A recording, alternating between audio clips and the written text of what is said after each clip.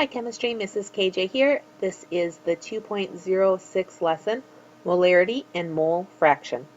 Concentration can be expressed in terms of molarity or mole fraction. The concentration of a solution can be expressed in several ways. This lesson will cover two of these ways, molarity and mole fraction. The uses of these two methods, as well as several examples of how to represent the concentration, will be explored. Goals for this lesson: define molarity, which is molar concentration, or in other words, the concentration of moles. Express the concentration of a solution as a mole fraction. Calculate the molarity of a solution. So concentration, expressed as grams per liter. A mole fraction, which is moles per mole. So you're comparing moles of substance A to moles of substance B. Concentration can also be expressed as molarity, which is moles per liter. And then there's the student guide. I put it into a Word document. Make sure that you keep the keywords. Molarity is the concentration of a solution expressed as moles per liter. Mole fraction is the ratio of the number of moles of solute to the number of moles of solute and solvent in a solution. And we'll go over that some more. Concentration of solutions can be expressed in different ways. It is often appropriate or convenient for concentration to be discussed in terms of molarity. Molarity is a measure of the number of moles of a solute in 1 liter of a solution. So think about it like if you have a cup of Kool-Aid, how much of that cup of Kool-Aid is actually Kool-Aid mix or sugar? That's what it's talking about. So how much of the solute is in 1 liter of the solution? Molarity is most often used when the solute is a solid and the solvent is a liquid. If you are given the mass of the solute, you can calculate its number of moles by checking the periodic table and finding the solute's molar mass. Work through the molar mass activity to review this procedure. So hopefully you remember this from semester 1. How do you calculate molar mass for an element or compound?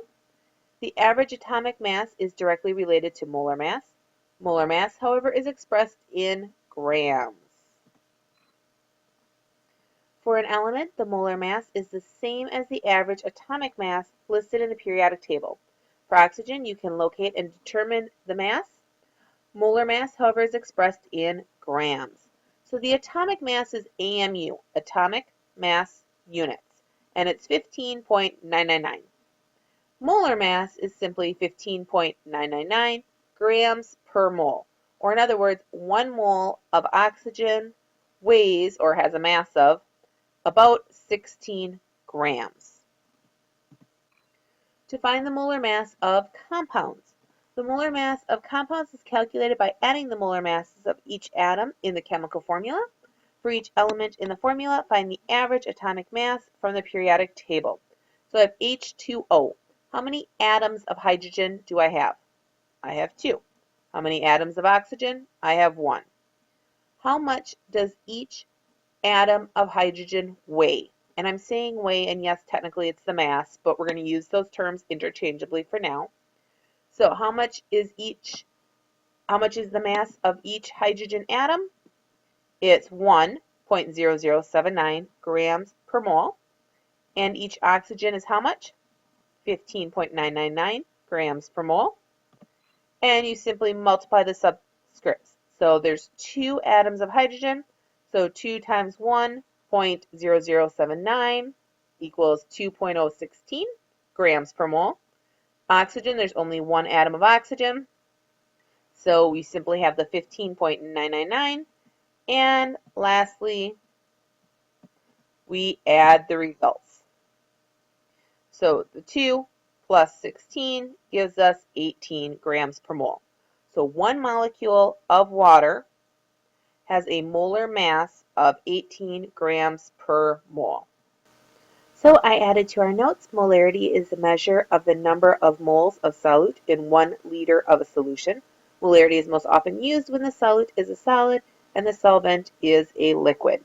So again, sometimes it helps to just kind of underline the key points so that when you're scanning your notes, especially at the end, you can easily go through and see what you need.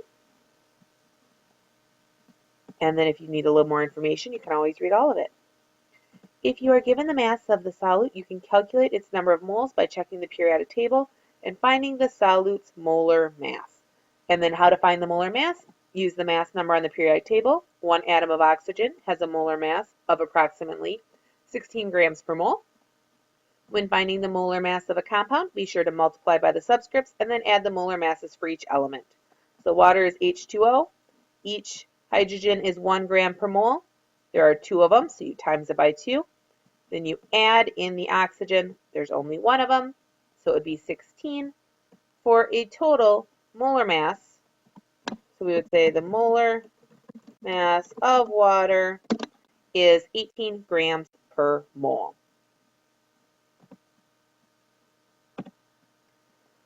Molarity is the number of moles per liter. To calculate molarity, you must first convert the solute's mass into moles. So that's what we just went over. The reason is that molarity, or capital italics M, has mole over liter as its unit. Merely using the solute's mass gives us grams per liter. Using grams per liter is one way to express concentration, but for many calculations, especially those involving stoichiometry, you need moles. So let's add a little bit to our notes before we get into the math. And so what I added is our abbreviation. Our abbreviation for molarity is a capital italic M. It needs to be italics because if it's not italicized, then it could mean momentum. And so I guess that was really the main thing that I added from there because we already have our unit is moles per liter. So that's why it's so important to find the molar mass because the unit is moles per liter. All right, if you are given 98.1 grams of H2SO4, you determine the number of moles by referring to the periodic table to find the atomic masses. One molecule of H2SO4 has a molecular mass of 98.1 grams. You can use that value to determine the molarity of a solution containing H2SO4. Okay, so if you don't know how they got the 98.1 grams, let's break that down first. It's H2SO4.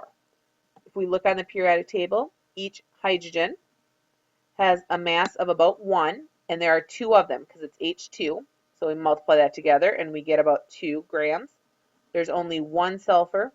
If we look on the periodic table, the mass of sulfur is 32 grams per mole.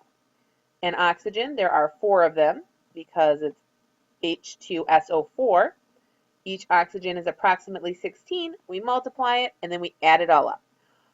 Honestly, I have found if you go to hundredths, that's usually your best bet. You don't need to keep all these numbers on, but you also don't want to completely round them because otherwise your numbers will be off. So I found if you go to hundredths, that usually gives you a pretty good answer. Okay, what is the molarity of 98.1 grams of H2SO4 in 1 liter of water? So hit pause, make sure you know the answer, or at least write down an answer or guess, and then hit unpause when you're ready. And the answer is simply 1. Okay, so kind of a trick question. We know that we have this many grams, right? And 1 molecule of H2SO4 is 98.1 grams. That means 98.1 grams per mole. So instead of saying 98 grams, I could have just said we had 1 mole of H2SO4. 1 mole in 1 liter, obviously the 1 over 1 cancels off, and we have 1 mole per liter, or 1 capital M, a molarity of capital M. So you can write the answer either way. So if that one didn't really make sense, like I said, it was kind of a trick. So they said there was 98 grams of H2SO4, and the molar mass of H2SO4 happens to be 98 grams. So they gave you 1 mole of H2SO4. So that tells us that if we have 1 mole and we have 1 liter, we can simply say we have 1 mole per liter, or 1 is our molarity. Okay. A 1 molar solution, and that's how you read it, a 1 molar, not 1 molarity, a 1 molar. A 1 molar solution is equal to 1 mole of solute dissolved in 1 liter of a solution. To prepare a 0.5 molar solution, or 0.5 molar, of sodium chloride, NaCl, a chemist needs water and the proper amount of NaCl. Step through the activity to see how to find the number of grams in 0.5 moles of NaCl. Once the chemist knows the number of grams of NaCl that is equivalent to 0.5 moles, she adds solvent, or the water, to the solute and swirls the flask to dissolve the sodium chloride. After the solute is dissolved, she adds water until it measures exactly 1 liter. The result is a 0.5 molar solution of sodium chloride. All right, so find the number of grams of NaCl in 0.5 moles of NaCl. Step 1, we're going to use the periodic table and we're going to find the molar mass of NaCl. So 22.9 plus 35.5 is 58.5. So we added the masses together. Now multiply the molar mass of NaCl by the number of moles of NaCl.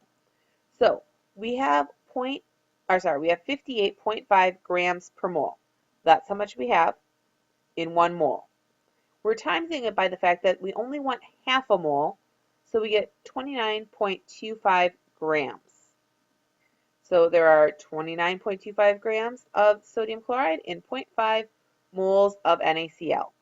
So if she wanted to make a solution that had a 0.5 molar, she would say, okay, 1 mole is 58.5 grams. I only want half of that, so I'd put 29.25 grams into a beaker. Then she keeps adding water until she gets a total of exactly 1 liter. Okay, so to prepare a 0.5 molar solution of sodium chloride, a chemist needs water in the proper amount of NaCl. So the first step is to find the molar mass of NaCl. Again, we use the periodic table. We added them up. It's 58.5 grams per mole. Then set up your fractions. Remember, it's stoichiometry. Because it's 58.5 grams per mole, moles on the bottom, we know we need moles on the top of our next fraction to get it to cancel. And so we get 29.25 grams. Then to finish it up, you add water to get a total of 1 liter. And that will equal a 0.5 molar solution. All right, let's look at the next problem. Try working through another molarity problem. What's the molarity of a 100 milliliter solution that contains 2.94 grams of dissolved sulfuric acid, or H2SO4? So the first thing we want to do is find the molarity of the 100 ml solution. So the first thing we want to do is identify the known quantities. So always get a pen and paper, write down what you know. We know the mass of the solute is 2.94 grams. The volume of the solution is 100 milliliters. We want to change that to liters, so we divide by 1,000 because remember, it is very important that you remember 1 liter equals 1,000 milliliters. So maybe you remember that. If not, that's definitely something that we want to add in our notes. Step 2, find the molar mass. So there's 2 hydrogens, so 2 times 1, plus the 1 sulfur, which is 32 grams, plus 4 times 16, because there are 4 atoms of oxygen. That gives us our 98.1 grams. Then multiply the grams per liter of H2SO4 by moles per gram of H2SO4. All right, so I think I'm going to stop the recording right there because I'm going to end, that my time's going to run out, and we will pick it up right there. I will go through the answer. If you're like, oh, I got this one, finish it up on your own, but either way, I'll start on the next recording.